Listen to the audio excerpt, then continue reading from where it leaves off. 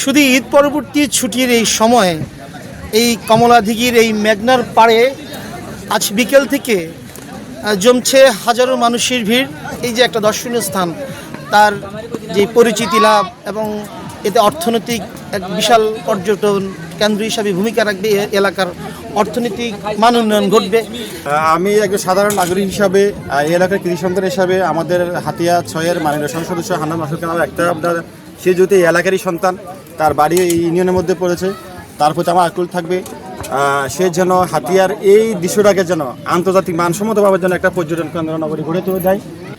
26শে March মহান স্বাধীনতা দিবস।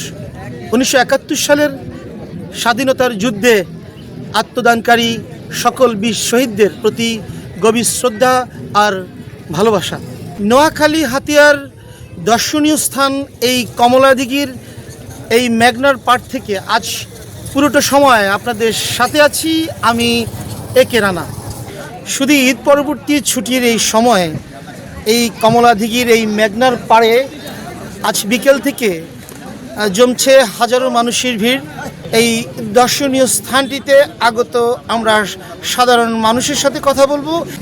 শুধু আমরা কথা বলছি কমলার দিঘিতে ঘুরতে আসা এই মেঘনার পাড়ে সাধারণ পর্যটকদের সাথে আমরা কথা বলছি। আমাদের সাথে আছেন, আপনার নাম কি?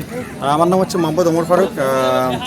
আমিও এই যে বাংলাদেশের দক্ষিণাঞ্চলের দ্বীপ উপজেলা হাতিয়া পূর্বাঞ্চলের কমলা দিঘি ঘাট, আমিও ঈদ উপলক্ষে ঘুরতে দেখার জন্য আসছি।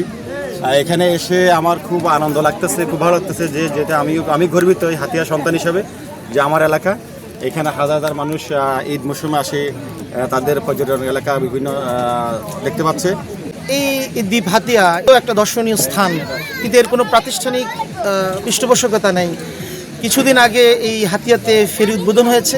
এই যে একটা দর্শনীয় স্থান, তার যে পরিচিতি লাভ এবং এতে অর্থনৈতিক এক বিশাল পর্যটন কেন্দ্র হিসাবে ভূমিকা রাখবে, এলাকার অর্থনৈতিক মান উন্নয়ন ঘটবে। তো এই বিষয়ে আপনার এলাকার একজন সন্তান হিসাবে আপনি কি ভাবছেন, বা এলাকার জনপ্রতিনিধি, নবনির্বাচিত জনপ্রতিনিধি এমপি হান্নান মাসুদ প্রতি, সংসদ সদস্যের প্রতি আপনার কি একটা আহ্বান থাকবে? আমি একজন সাধারণ নাগরিক হিসাবে, এই এলাকার কৃষি সন্তান হিসাবে, আমাদের হাতিয়া 6-এর মাননীয় সংসদ সদস্য হান্নান মাসুদ খান একটা আপনার, সে যদি এই এলাকারই সন্তান, তার বাড়ি এই ইউনিয়নের মধ্যে পড়েছে, তার প্রতি আমার আকুল থাকবে সে যেন হাতিয়ার এই দৃশ্যটাকে যেন আন্তর্জাতিক মানসম্মতভাবে যেন একটা পর্যটন কেন্দ্র নগরী গড়ে তুলে দেয়, যেন এখানে বাংলার মানুষ, পৃথিবীর মানুষ যেন এখানে এসে আমাদের হাতিয়ার এই দ্বীপ অঞ্চলকে যেন তারা ভালোভাবে নিতে পারে এবং বিশ্বের কাছে যেন একটা ভালো সুনাম বয়ে আনতে পারে। আমার প্রশাসনের দৃষ্টি আকর্ষণ করছি এবং বর্তমান আমাদের গভর্নমেন্ট জনাব তারেক রহমান সাহেবের কাছে আমার আকুল আবেদন থাকবে এই অঞ্চলের কৃষি সন্তান হিসাবে যেন উনি আমাদের এই দ্বীপ অঞ্চলে একটু সুদৃষ্টি দেয়। আমি পুনরায় আমাদের মাননীয় সংসদ সদস্য হান্নান মাসুদ কাছে আকুল আবেদন করব এই এলাকার কৃষি সন্তান হিসাবে যেন উনি আমাদের এই নদী ভাঙ্গা মানুষের, হাজার হাজার গরিব মানুষ এখানে কষ্ট করতেছে, নদী প্রতি বছর বর্ষায় আমাদের নদীগুলো ভেঙে হাজার হাজার সম্পত্তি বিলীন হয়ে যাচ্ছে, যেন এইখানে এই গরিব মানুষগুলো বাঁচানোর জন্য যদি ব্লক বাঁধ বা বেড়িবাঁধ দিয়ে এই গরিব মানুষের জন্য রক্ষা করতে পারে, আমার এই কামনা, শুভকামনা থাকবে।